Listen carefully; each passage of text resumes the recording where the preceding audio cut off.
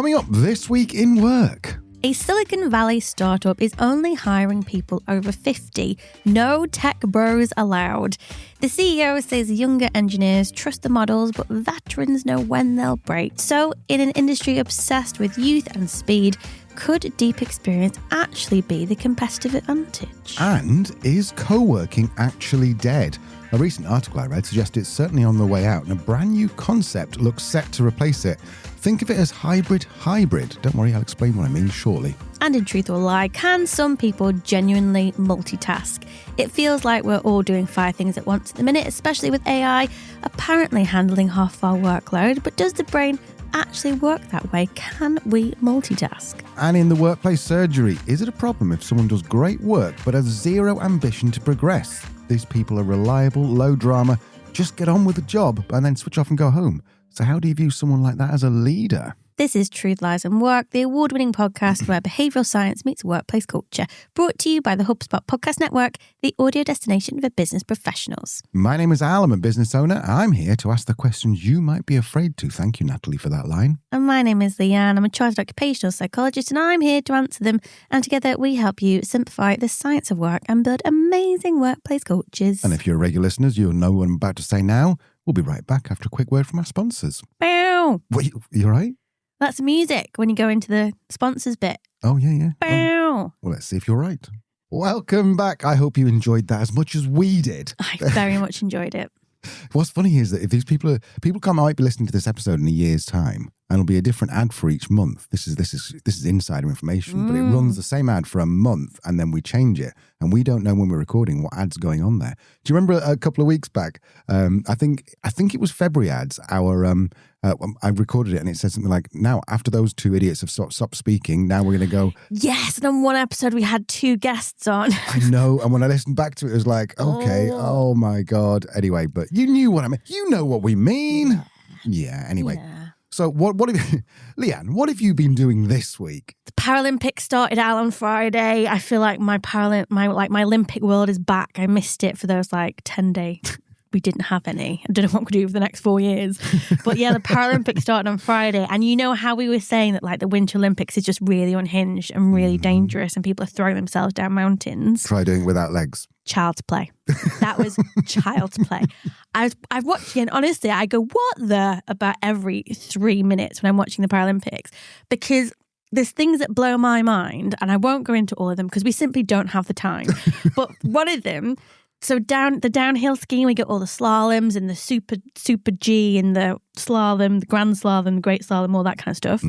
People who have visual impairments, so they can't see. So they have a guide in front of them who is talking to them through a headset, telling them what's coming up. Oh my God. So they're throwing themselves down a mountain up to 100 kilometers an hour. Mm-hmm. They can't see. I'm slightly disappointed they don't have guide dogs on skis. Well, they wouldn't be fast enough, Al. They wouldn't be fast enough. Simply wouldn't be fast enough. No, you wouldn't get it past the Animal Ethics Committee. But then it's then I'm watching the snowboarding. I'm like, oh, this is very, cool, isn't it? And they're like, oh yeah, of course. There's I'm making these names up because I can't remember. There's Josh Amesworth. Lost both of his legs in a shark attack. What? I'm sorry, what? Would you not think that if you've been attacked by a shark, you go, well, the last thing I'm going to do is put myself in another dangerous situation? But that's the thing. There are so many examples. There was one guy who was diagnosed with motor neuron disease at 30, given 3 years to live. He's now just competing in his first Paralympics at the age of 37. Wow. Yeah. And there was another guy who was an Olympic skier, regular Olympics, had a horrible accident, broke his leg, had to have his entire knee replaced, and has now just represented Italy in his first Winter Paralympics and won gold. I suppose I can see why you would have Paralympics as a natural follow-on from when you have your Winter Olympics and you crash. Then it's just it's that next step, isn't it? So I'm sure it's not what you voluntarily make, but yes, it's making the most of it. But it's unbelievable the level of bravery and strength and just fuck it these people have. There's no other way to say it. They are extraordinary. It makes me sad actually that I'm not seeing as much about the Paralympics in the news because it is next level good. Talking of news, it is time for, how's that for a segue link? I've got something else for you before we dive into that. Okay, what? I'm not sure we've got the time for this either, but you know how... I'll edit it out, don't worry. You know how I really enjoy Gen Z? You love Gen Z, I love them. Mm-hmm. Equally, I appreciate why some people would find them annoying. Mm-hmm. And I've always been very, team Gen Z until I saw this on Instagram. Uh-oh. I want your thoughts on it, Al. Okay, so... You ready? Oh, wait, it's gone. I'm going to play it to you and see if you can hear it, okay? Okay, go. Ready? Yes. What year does someone have to be born in to be considered old? 1990. Or like 2000? 1995. 2002. Late 1900s is like old. Like 2005. 1992.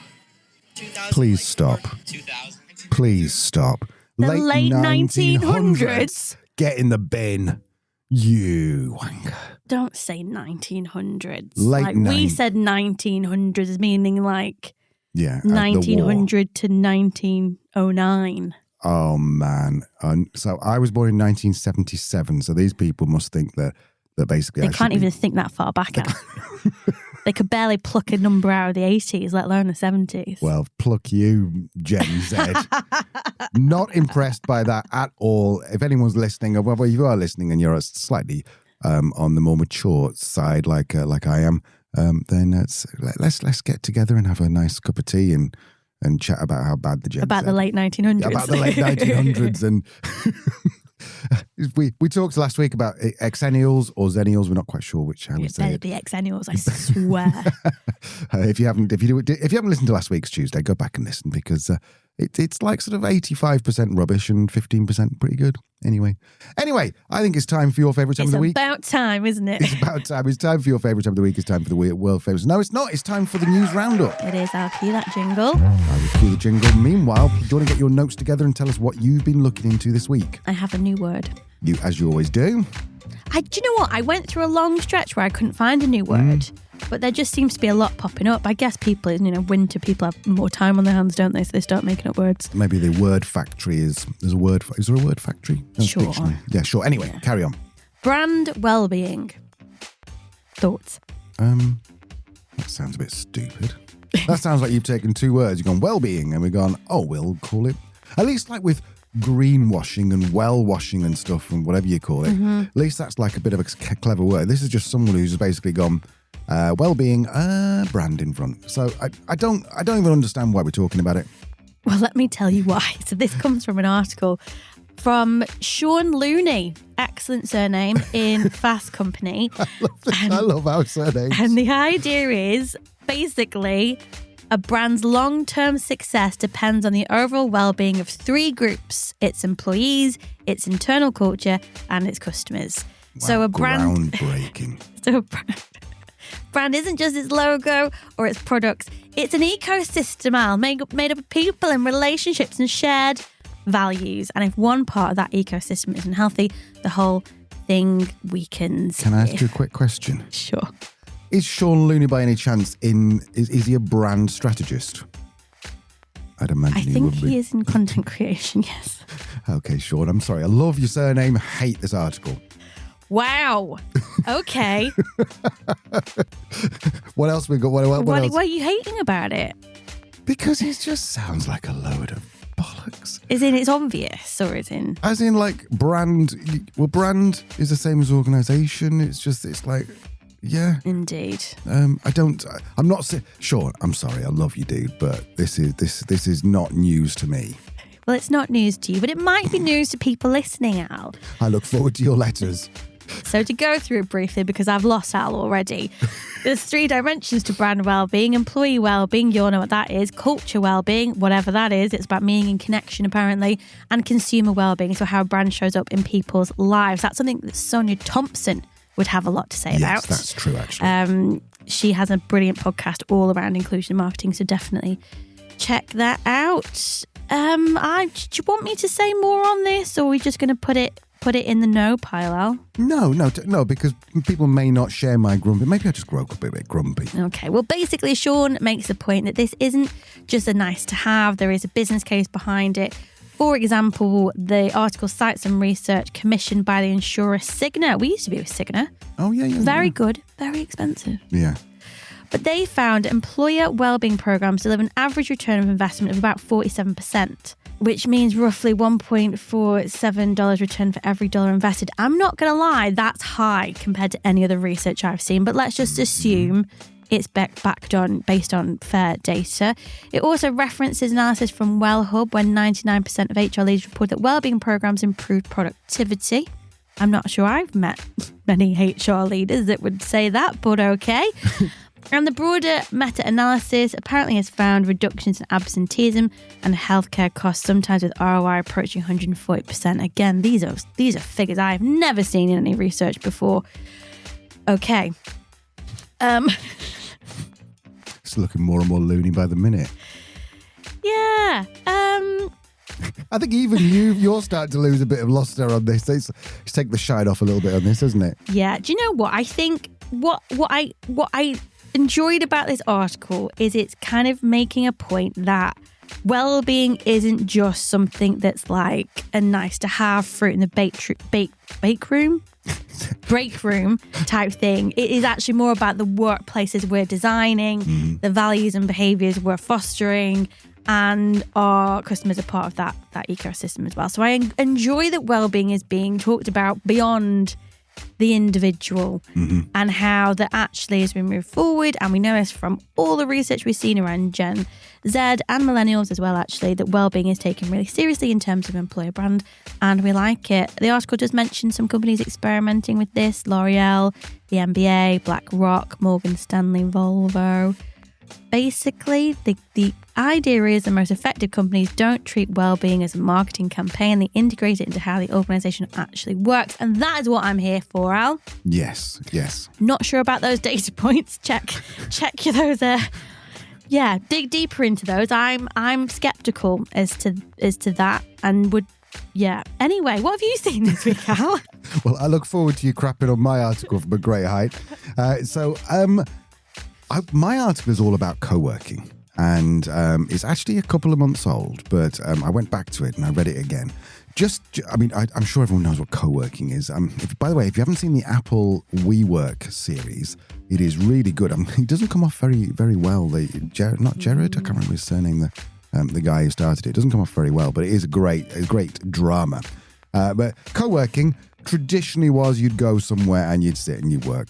You'd be like a solopreneur or something, and you just work in a big room. A few years back, we were in Bali, weren't we?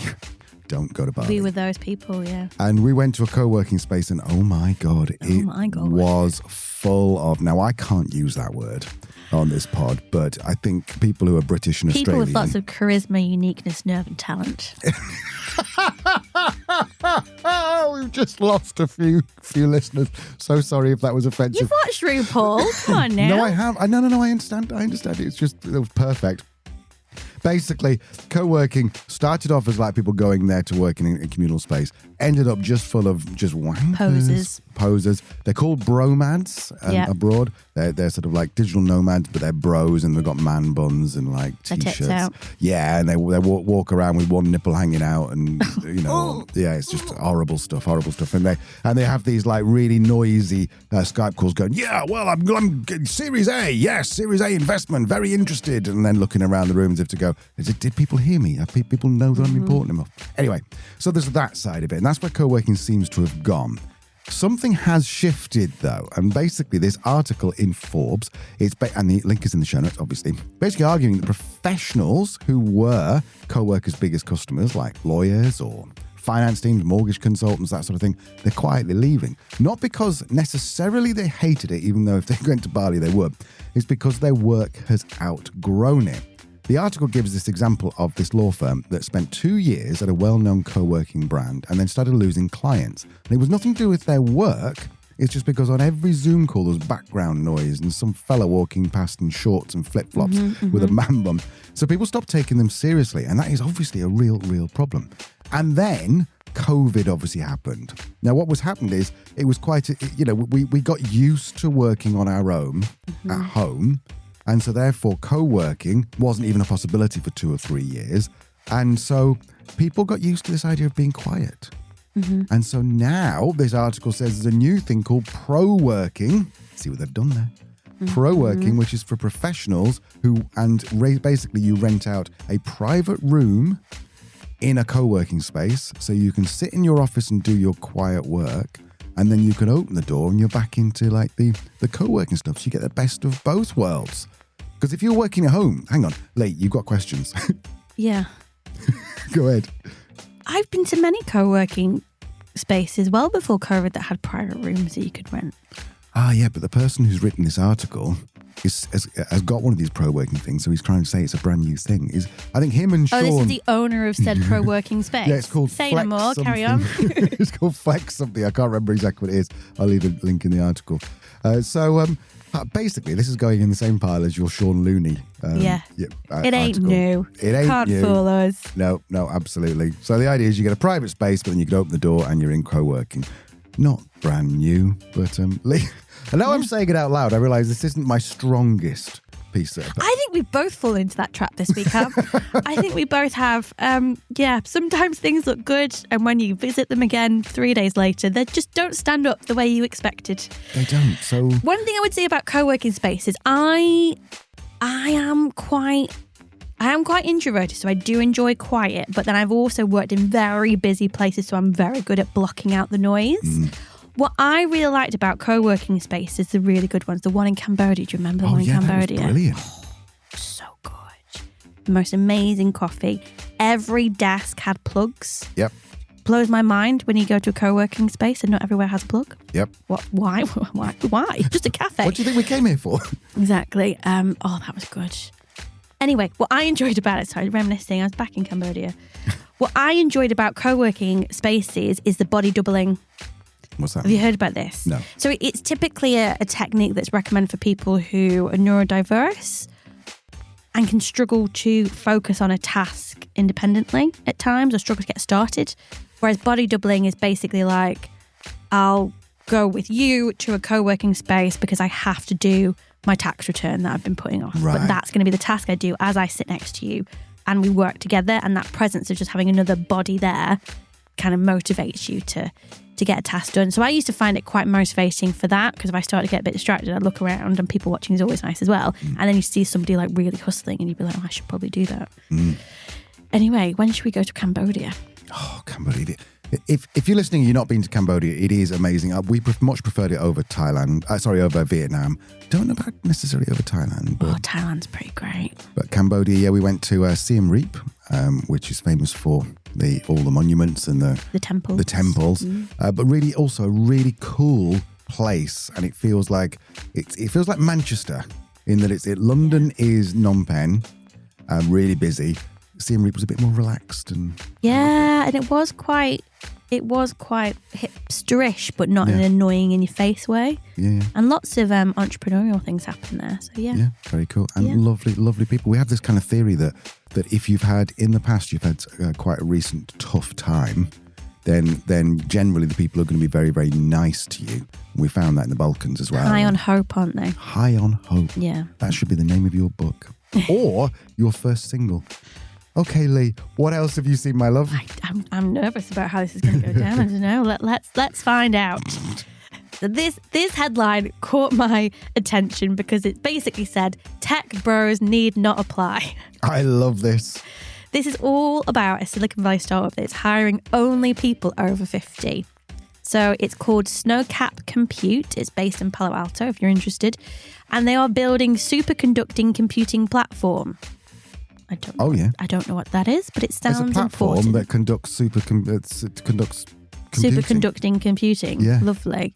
Oh, you're so stupid. It isn't the technology I'm interested in, though, Al. You won't be surprised to hear. The company has 18 employees now, and the average age is over 50. So really opposite to what the classic startup stereotype is, where you kind of got your bros in. Mm-hmm. The CEO is a guy called Mike Lafferty. He told the Wall Street Journal that this is completely intentional. His view is that the kind of hardware engineering they're doing requires people who have, in his words, seen and felt enough pain over their careers to understand what can actually go wrong. Because he says, unlike software startups where you can kind of test ideas quickly, hardware design works very differently. It can take 7, 8, 9 months to get feedback on whether design works. And if you get it wrong, huge amount of time lost, which to a startup can be suicide, can't it? So Mike says he's deliberately looking for engineers who spent decades in the field, people who've built chips, watched projects fail, and learned the limits of the models engineers use to predict what will happen in the real world. His argument is that younger engineers are often trained to trust those models, whereas veterans are more skeptical because they've seen them break. Interestingly as well, most of the team don't live in Silicon Valley. Only 4 of the engineers work from the Palo Alto office. The rest are spread across the country remotely, and it's working brilliantly. Because they're older people who are sensible. And they've got families and they've got homes and they've got roots somewhere else, but their expertise is needed. So why relocate everyone when you can just do things remotely and come together every few months to work in person because it's necessary? So when Snowcap does hire, Mike Lafferty says he's looking for people who have failed before, who understand why they failed and what they learned from it. Yes. He avoids candidates who are either repeating the same mistakes or become paralysed by failure. Al, thoughts? Well, that's me. I should go and get a job there. I'm nearly 50. I've failed many, many times, and I've understood, most of the time understood why. Question. Is it called snowcap because it's for people who've got slight grey hair, so it's like a little snowcap on their head? Oh, that would be... I think that's probably coincidental. I don't know.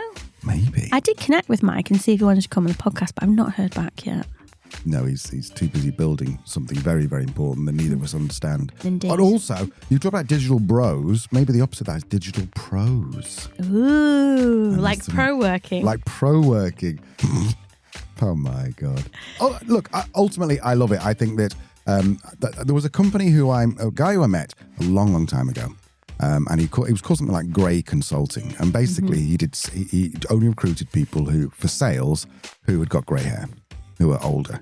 Because when you're doing a sales of, not like selling mobile phones, but selling something quite big, then it's good to have someone older in the room sitting there. Like we're buying a house right now. It's a prefab house from Bosnia. The salesperson, probably the same age as me, maybe even older. And older, you reckon? Yeah. And you kind of get this feeling because not only are they great at sales, but also they're not like, hey, come on, buy this thing. Come on, let's do it now. He's like, okay, all right, take your time. Time. So I'm a huge fan of that. Sorry, I took this slightly off. No, I agree. And it is surprising to me, and it's talked about a lot because we are seeing an increasing number of people over 50 not in the workplace are struggling to get jobs after being laid off. And it's always confused me a little bit why there's this false assumption that once you're kind of 50 plus, you don't have the same value as somebody under 50 when you've just spent the last 30 years building up experience and knowledge. So I did a little research just to kind of labour this point out. So studies looking at mature workers have consistently found that performance doesn't decline with age in the way that people assume. Task performance and creativity are broadly the same as younger workers. In fact, older employees stand out in some really important behaviours such as organisational citizenship. So that's like helping colleagues, supporting the wider team. Much stronger safety behaviours makes sense. We do get a bit more cautious as we get older. Less likely to engage in counterproductive behaviours like lateness or absenteeism. And bring, experienced professional networks and accumulated judgment to recognise risks and spot when something doesn't add up. And I think when we think about the cognitive decline that we potentially are seeing with AI, and I'd hate to say it, potentially Gen Z, you've got to wonder if these older workers are going to be even more important. I think they probably will. We probably can't get into this now, but I'd imagine that it would be illegal to say I only recruit people who are over 50. You have to do something. Yeah, it would be unlawful. Right. So you'd have to demonstrate exactly why somebody over 50 you needed that for the job. More than likely, you couldn't say over 50, but you could specify an amount of experience. 30 years, yeah. No, not necessarily. I mean, possibly, but again, you'd have to really prove why 30 years is a magic number.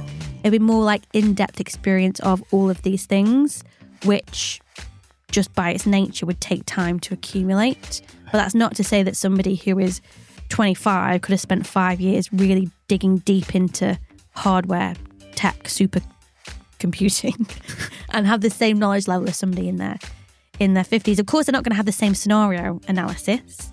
You'd have to word it carefully. You'd have to prove it. Otherwise, you could be done for unlawful hiring. But who checks, really? Yeah. Not many people. And particularly in this instance where you're actually hiring from a minority group, you know. Okay, Lee, does that conclude our news roundup? It does. Thank you so much. And apologies to Sean and the guy from the pro-working place where we did kind of like shit a little bit on your article. But... Oh, I'm here for the pro-working. I enjoy a pro-working space. I just questioned whether it was new. But I'd love to go. Where are his places? Let's go. I will check. I can't imagine there's too many around Mostar in Bosnia and Herzegovina. I'm sure he'll fly us out somewhere, wouldn't he? Sure Just giving a big old shout out. Have we actually given him a shout out? What's the name of the company? We might get something for free. Go on. Yes. I've not written that down. Okay, so after the break, we've got the truth or lie. This is where I ask Leanne a question and I say, I've heard this. Is it true or is it a lie? And Leanne, being a psychologist, a chartered occupational psychologist, no less, she answers the question. So we'll see in a second. Welcome back. It is time for Truth or Lie. And this is something I am genuinely excited about because, well, for a number of reasons I'll go into in a second. The one thing we're asking right now is, can some people genuinely multitask? So I think the backstory is that every generation thinks they've mastered multitasking, because I know that my mum used to boast about cooking dinner and helping with homework and also drinking whiskey. At the same time. And then there was loads of people, you see lots of people who, like on Suits and stuff, where they're chatting to someone, but also writing an email. We've got obviously the AI version where you open your laptop, you spin up a few AI agents, you get one to summarize a report, another one to draft a presentation, a third to analyze data, a fourth to, I don't know, create an email. I don't know. It does feel like currently we're doing 5 things at once. And then also we add on top of that Slack messages. Then we've got meetings, we've got everything happening all at the same time. However, I also have a feeling that psychologists have been arguing about multitasking for a very, very long time. Lee, does multitasking work? Can some people genuinely multitask? You're right, Al. We do, as psychologists, spend as much time defining what we're talking about as we do studying what we're talking about. So in terms of multitasking, there's 2 ways to look at it, really. Either, if somebody is multitasking, we're saying they can perform 2 demanding tasks at the same time without getting worse at either of them. Or that a person can switch between tasks so quickly it feels simultaneous. Right, okay. So psychologists are basically looking at attention and what it means in terms of mental processes that we decide to focus on and those that we ignore. Attention, I think, can sometimes feel a bit limited. I think we can all feel a bit overstimulated at times. But as you said, there are also lots of examples that we can multitask quite successfully. So we can talk when driving. We can cook while listening to podcasts. So researchers have spent a long time actually trying to test the idea of multitasking, what it is in controlled environments, to understand if that is what we're actually doing. Are we multitasking? Can we be good at it? Or are we just switching tasks faster? Love it. So in terms of the case for, yes, we are good at multitasking, there is some evidence that a small number of people may genuinely handle multitasking unusually well. So there is a well-known experiment by some psychologists called Jason Watson and David Strayer back in 2010. They tested basically people's ability to multitask using a driving simulator. So participants sat behind the wheel and they followed a car on a virtual motorway, and their job was to hit the brake as quickly as possible whenever the car in front of them suddenly slowed down. At the same time, they were solving maths problems and memorizing words. Right. So they're driving, calculating, and remembering information simultaneously. The researchers basically wanted to see, could anyone do both tasks without getting any worse? And the answer was yes, but only 5 out of 200 people managed both tasks without any measurable decline in performance. So about 2.5% of the sample, and the researchers called them supertaskers. Oh, I like that. It's nice, isn't it? Out of interest, does the report say anything about sort of whether those people had other attributes like a much higher IQ, or they were all skewed younger, or anything like that? No, but some follow-up research a few years later did use MRI brain scanning to see what was happening Right, okay. in the brains of these supertaskers. So a similar demanding memory task. So people were sat in front of a screen where squares appeared in different positions while letters were spoken through headphones, and participants had to remember what appeared or what was spoken a few steps earlier. So basically, they had to track 2 streams of information at once, auditory and visual. What the researchers found was that supertaskers showed less activity in regions responsible for attention control, particularly the prefrontal cortex, which basically means their brains appeared to handle heavy cognitive load, a lot going on, much more efficiently, in that there was less activity. Their brain wasn't even that bothered about it. Really? Yeah. Okay. Yeah. And then in this research, there was evidence that certain mental abilities affect how well people were able to multitask. And other research has backed this up as well. So another one from 2011 put participants in a flight simulation thing where they had to fly a plane, monitor several systems at once, respond to problems as they appeared. And they found people with stronger working memory were better at handling several tasks at once, and people with stronger spatial ability, so the ability to picture and track things around us, they were much better at coping with tasks that suddenly became more difficult.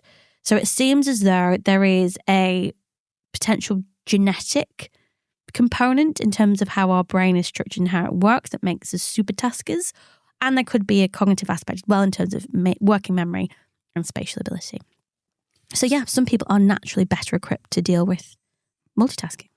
So putting that in my nerdy analogy, I'm thinking if I go and buy a laptop that's got 8 gigabyte of RAM and I compare it to a desktop that's got 64 gigabyte of RAM, it's got more working memory and therefore I can do more things at the same time on the desktop than I can on the laptop. Is that right? Exactly. So if anyone's ever seen Leanne's screen and see the 350 tabs, Chrome tabs she's got open, then that would be fine on a computer, on a big old computer. So in order to do that, for the computer to be multitasking, you need more memory. Yes. Okay, sorry. And I would just like to say that currently I only have 18 tabs open, actually. 18. I get stressed when I get more than 5. Yes, but it's worth bearing in mind that how rare this is, that only 2.5% of laptops out there are going to have the higher memory capacity. Got it. Yeah? Love it. Rare resource. Rare. So Rare. Yes, it's possible, but it seems unlikely at this stage. That the average person. Yes, exactly. Okay. Exactly. And in terms of the case against, there is a large body of research that suggests something different, that actually most people can't truly multitask, and actually what their brain is rapidly doing is switching between tasks. And every time it switches, there's a small cost. So one of the clearest demonstrations of this came from a psychologist called Harold Pashler, way back when in the early 1900s, 1992. So in Harold's experiment, participants were asked to respond to 2 simple signals. First, they would hear a tone and press a key. And then a fraction of a second later, a light would appear and they had to press a different key. Right. Get it? So they've got 2 different keys. Press one when you hear a sound, one when you see a light. Yeah. Pretty simple task. But when the signal appeared very close together, something happened very consistently with participants. The response to the second signal, so to the light signal, slowed down. Right. So even though the tasks used different senses, one was sound, one was sight, there was a noticeable difference that the brain slowed down when multiple things were happening around us. And that's the switching cost. You're switching between listening to something and looking at something. Yeah, it's basically our brain has to decide what action to take, and it can only process one decision at a time. So literally that cost is related to time. The psychologist at the time called it the response selection bottleneck. Right. But I have called it more switching costs in kind of the general media of things. Yeah, I think Cal Newport's book talks all about switching costs, called Deep Work, I think it is. Yeah, I mean, there's an analogy actually that the researchers use. It's quite nice. They said it was like a single checkout in a shop. Lots of people can line up, but only one can get served at a time. Makes sense. So when there's too many people, it's just going to take longer. Makes sense. It does. Yeah. That's a really nice analogy. Yeah, yes, lovely. Yes. Lovely. Anyway, more recent research, still way back when, Al, in the year 2000, some neuroscience research examined brain imaging studies looking at what happens when people try to perform 2 tasks simultaneously. The evidence suggested that interference often happens because both tasks need to use the same areas of the brain, particularly regions involved with working memory and attention. So again, that prefrontal cortex. When two tasks compete for the same neural responses, the same parts of our brain to activate, performance in one or both starts to break down. So again, it's kind of suggesting that we're not actually doing things at the same time. We're trying to task switch. And if the task is too similar and using the same parts of the brain, then it's going to take longer. Another explanation came from researchers in 2002. They built a cognitive model based on the work of air traffic controllers. Ooh. We need to have a really good working memory. Yeah. So air traffic control is often held up as a classic example of extreme multitasking. So maybe we have some super taskers in there. They're controlling planes, they're monitoring weather, they're communicating with pilots, they're making safety decisions in the moment. Their model suggested something interesting, that experienced operators weren't actually performing multiple complex tasks at the same time. Instead, they became very skilled at inserting small actions into brief moments of slack time. So basically what that means is when one task paused for a minute, didn't need their immediate attention, so perhaps waiting for some new information, they would quickly perform a second task before returning back. Right. So they became very good at task switching very efficiently and very quickly. Then we fast forward all the way back in time, forward in time, Al, to the present day, almost 2024, a systematic review analysed 159 studies on generative AI and productivity across sectors, including engineering, healthcare, education, and business, with the idea of basically looking, can AI tools significantly help us with productivity? Can it help us become better multitaskers? And the researchers basically concluded, yes, AI tools can significantly improve workplace productivity. But the reason isn't that humans have suddenly become better at multitasking because they've got AI to support them. It's when AI is taking over some tasks entirely. So if we're still having to dip in and out of it, we're still splitting our attention, we're still switching tasks, we're still probably not doing it very effectively. If AI takes it entirely, then yes, it can improve productivity. So automating repetitive work, analysing large amounts of information quickly, drafting emails, that type of thing. Yes, productivity improves, but not because we juggle more tasks at once, because we have fewer tasks to juggle ourselves. And I think this is where a lot of the implementation of AI in our workplaces isn't quite getting things right, in that it's probably much better to have AI take over one thing entirely than it is to have AI supporting all the things that we're doing. It's not actually helping us multitask in any way. It's just splitting our time even more. So, verdict time, is it, Lee? Have you got any other research? No, time for the verdict. Can some people genuinely multitask? Is it a truth or is it a lie? Well, it's true. Some people can genuinely multitask. They are called, what are they called again? Supertaskers. And it's about 2.5% of the population. Right. Good for them. Chances are you're not one of them. There's a 97.5% chance that you cannot multitask. Yeah. And really what multitasking is really just as task switching as quickly as possible. It's not true parallel thinking as such. So we're not really multitasking in any way unless you are part of that 2.5%, which, as I said, you probably aren't. Fabulous. Thank you so much. If you have a question that you want us to put to Leanne, or me to put to Leanne, then check out the show notes. There's a way to get in touch there. We've got a few more. I've got a few more I want to put to you, but you can jump to the queue if you email us and use the code word supertasking. Okay, it's time for the world famous weekly workplace surgery where I put your questions to Leanne. I've got 3 questions, Leanne. Question number 1, is it okay for someone to just to do their job well and then go home? Yes. Yes. So I've got so this person writes saying, I've got a question about a type of employee. I think a lot of workplaces have this. This person does great work. They're reliable, low drama, get on with the team and just outperform others. But they're very clear about one thing. Work is work. They're not interested in climbing the ladder. They don't want extra responsibility. They have no desire to go above and beyond. They show up, do their job well, then switch off and get on with their outside life. From a leadership perspective, how do you view someone like this?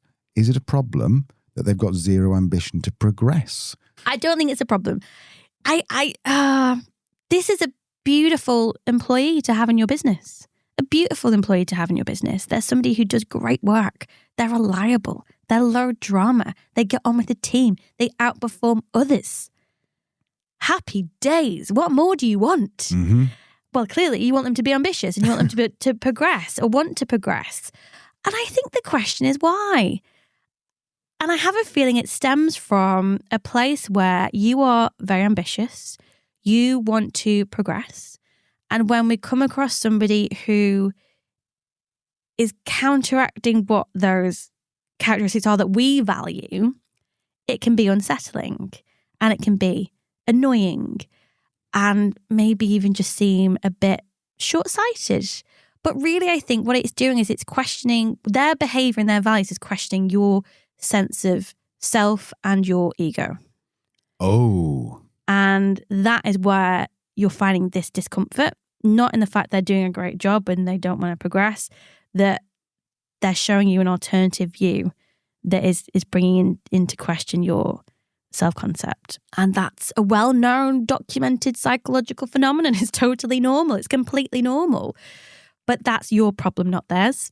Mm-hmm. If this person is more than happy, and you need to have these conversations to make sure, because they, you want to make sure that they don't want to progress. Just because they don't shout up about it doesn't mean they don't think about it. So you do need to have these conversations to make sure what you're seeing is a true reflection of what they want.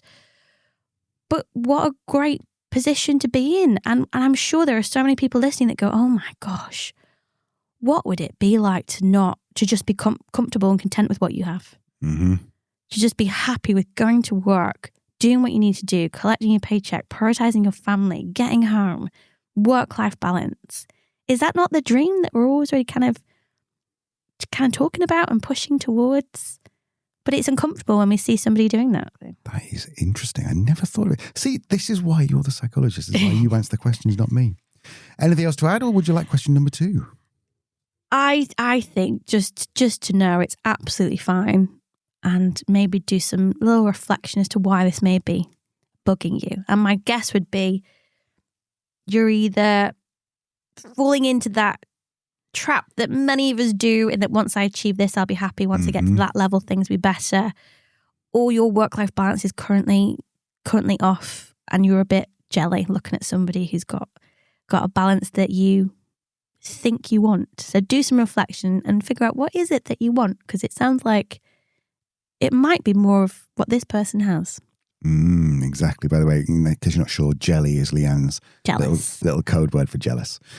Excellent. Okay, so question number 2. How do you lead really difficult conversations? I feel like the first half of this was a difficult conversation, Leanne. So this person writes, I'm about to have some difficult conversations at work for the first time. If I'm honest, I'm pretty nervous about it. That's very normal. I'm used to the more supportive side of HR, but these conversations are likely to involve a lot of anxiety, frustration, and maybe even tears. I feel confident about the empathy side of things, but I'm worried about staying neutral, professional, and not getting pulled in emotionally to the situation. Do you have any advice on how to approach conversations like this? Lee, this person's new to it. Any thoughts? You're off to a great start if you think you've got the empathy thing nailed. That's what most people struggle with. So if you've got that, you're confident in that a bit, you've kind of got the most important ingredient. What it is now about giving these conversations some structure so you don't get sucked in. You know, the emotional labor isn't too hard on you, and you get to the outcome that you are required to get to as directed by the people above you. There are lots of different frameworks. One that I really like is one that Haley Lewis talks about, and I think I've seen Vince Sanderson talk about as well. And there's 6 steps basically. First, preparation. If you are giving feedback or having that difficult conversation, it can be really helpful to just kind of write down the key points that you want to make, the order in which that you want to make them, so you've got something to refer to. So if you are thrown off track by somebody bursting into tears, you've got something that can kind of anchor you back into the conversation. Second, and this sounds really cheesy, but practice.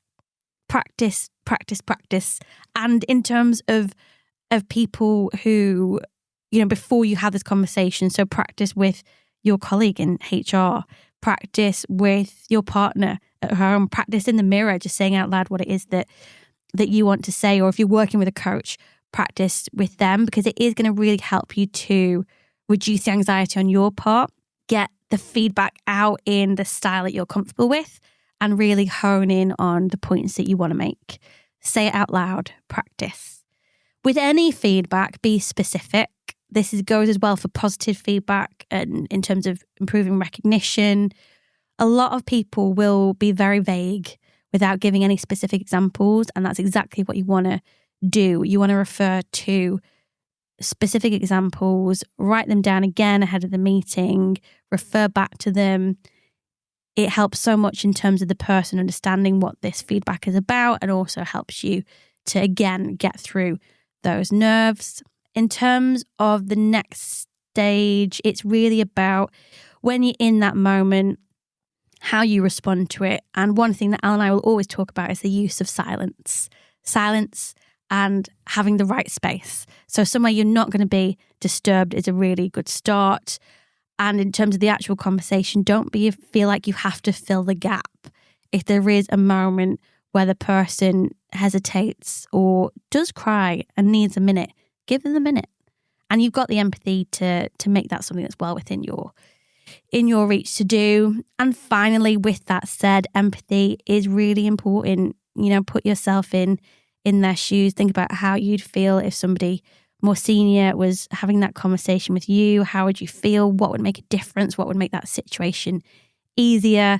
And it's going to be basically all of the above. They're going to want structure. They're going to want clarity. They're going to want empathy. And they're going to want space to absorb the information that you're giving them. Excellent advice. I think the only thing I'd throw in there is that having difficult conversations, the more you have, the easier it becomes. Leanne and I met at Samaritans in the UK, which is a listening charity, so listening organisation. So people ring up and they're in distress. We did it maybe for about 4 or 5 years. I think you might have did it for longer. The more calls you got, the easier it was to deal with those difficult conversations. Yeah. And the key thing there is empathy, not sympathy. It was described in the Samaritans training as empathy is imagine someone's down a hole. Sympathy is someone standing at the top and saying, well, that looks rubbish, doesn't it? Empathy is someone getting into the hole and going, well, it's dark down here, isn't it? And that's such a really good way to remember it. Okay, lovely. Okay, on to question number 3. Am I naive for thinking about starting a podcast? No, but you haven't put the umlaut over the I of naive, so that disappoints me. Hi, Al and Leanne. I've been thinking about starting a podcast connected to my work, partly to share ideas, partly to meet interesting people, and hopefully to grow awareness of the business. It doesn't say actually whether it's your business or not. But anyway, I'm conscious that everyone seems to have a podcast these days. My question is, can a podcast still be a useful way to grow a business, or has the ship sailed and it's now mostly a passion project? Lee, thoughts? I think you're the expert on this one. Well, I'll tell you what, I'll give you my thoughts, and then I want to go to your thoughts. Okay, so first of all, if you're starting a podcast, if you think about it, there is, I don't know the numbers, but let's say there are 100 million podcasts in the world. Well, there's probably like 1 billion blogs. There's not, but imagine there's 1 billion blogs. So every website has a blog. If you start a podcast with the express intention of becoming the next, I'm trying to think of a superstar podcast, Truth, Lies and Work, then it's going to be, you're in for a bad time because it's tough to grow, really, really tough to grow a podcast. The way someone explained this to me, and I always try and pretend it's my idea, is that the majority of people, and you listening probably the same, have around about half a dozen podcasts that you listen to regularly. So in order for you to grow your podcast, you have to person by person, knock one of those 6 out and replace them with your podcast.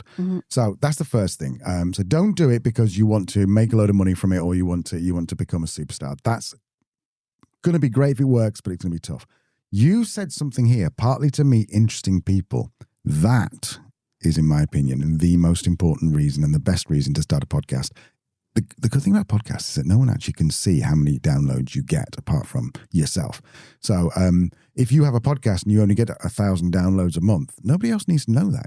As long as you've got maybe 15, 20 episodes, you can go along and you can say to someone like John Amici, for example, would you like to be on my podcast? Much more likely to say yes than going, would you like to have a cup of tea with me? Can I get on a Zoom call with you? No.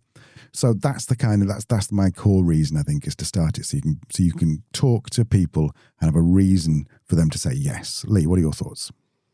I agree. I think it's really understanding why you want to start a podcast. If it's kind of as a business development, revenue generation route, then you want to be very, very niche on what you're talking about. And you may only have a small audience, but they're going to be very engaged and will be your customers. Equally, I don't hear many podcasters talk about how their podcast has been the main source of their business development. It's maybe more around branding and awareness. rather than generating leads directly. Mm-hmm. I think you're right. It's about the people that you meet, and particularly as a small business, a startup business, it's a great way to expand your network quickly and to people who you wouldn't have access to normally. That's been a game changer for us in terms of the people that we've met and now get to call friends. And I think finally you said, is it mainly a passion project? If you love podcasting and you want to give it a go, do it. But it doesn't necessarily have to be about work. It could be about something else. Our first podcast was about travel, living abroad. So I think it's, why do you want to start a podcast? Is it because you love podcasting and you want to give it a go? Is it because you're looking to generate new business, or is it to expand your network? And I think if it is expanding your network or a passion project, go for it. I think if it's business development, there's probably easier and quicker ways. Yeah, totally agree. One way with them, if you do want to do business development on your podcast, this is a potential good playbook for you can use. You can go and find your potential customers and interview them for your podcast. And two things happen there. First of all, you really learn about their pain points around what it is that you sell, so you can start to speak their language. Secondly, you build huge amounts of rapport with someone after an hour of listening to them. And thirdly, then other business owners who have the same problem are likely to listen and go, I wonder how they fixed that. And of course, at the end of it, you can go, look, this is how this person fixed it, or they're still working through these problems. But if you're interested in a quick fix, or you're interested in working with someone, then I do X, Y, and Z. And I think that's a very legitimate way to do it. Even if nobody listens, you've still got the opportunity to go and speak to your target customers. Market research. And also, just building your community of people who listen. But I say go for it. Ship has not sailed in any way. And also, let's be honest, there's like millions of podcasts out there, but how many have gone past episode 30? Very, very, very few. Yeah. So most of them are just abandoned. So I wouldn't worry about it. And there are actually some very important steps and techniques you should use when launching a new podcast in terms of the number of episodes that you launch, where in your artwork and your audio and all that good stuff. If you do want some more details on that, Al does offer that coaching to people. I do, actually. You never knew that, listener, did you? I do, very quietly, but yes, get in touch. And there is also an event coming up where we're talking about and how to start a podcast. I don't know whether it's public for everyone, but if it is going to be public for everybody, yeah, that is in March. No, is it? Is it next week? Maybe it's in April, but it's coming up soon. When it is, I'll put it on the old LinkedIn. Yeah, definitely. Okay, so thank you for joining us today on Tuesday. Don't forget to join us on Thursday. We're joined by one of LinkedIn's most famous and funniest members, Bill Yost. Genuinely my favourite people. He's in my top 2 favourite people on LinkedIn. Leanne's number 1, obviously. Bill, he was formerly in charge of all of the engagement surveys at Google. He was the engagement survey guy at Google. He's now doing the same for Netflix. Such a great conversation. And it's not just, this is how the big boys do it. He actually has some really, really good advice on how to run engagement surveys properly, how to avoid survey fatigue. And then we just talk about all kinds of stuff. He's just a bloody lovely guy. He is a really nice guy, and such a brilliant example of how, to build credibility, you can also do that with a bit of humour and a bit of lightness at times. It's not all serious. Go and follow him on LinkedIn. He is absolutely between him and Nick Power and Rebecca Taylor, that's probably just the 3 people you need to follow to have a marvellous time on LinkedIn. Yes, totally agree. Okay, we will talk in LinkedIn. We'll see you on LinkedIn. Jump on and say hi. Go and find Leanne. Just search for Leanne Elliott. You'll find her. She's the one with the lovely picture of the lovely face. And we will see you next week. Say goodbye, Leanne. Goodbye, Leanne. Bye-bye.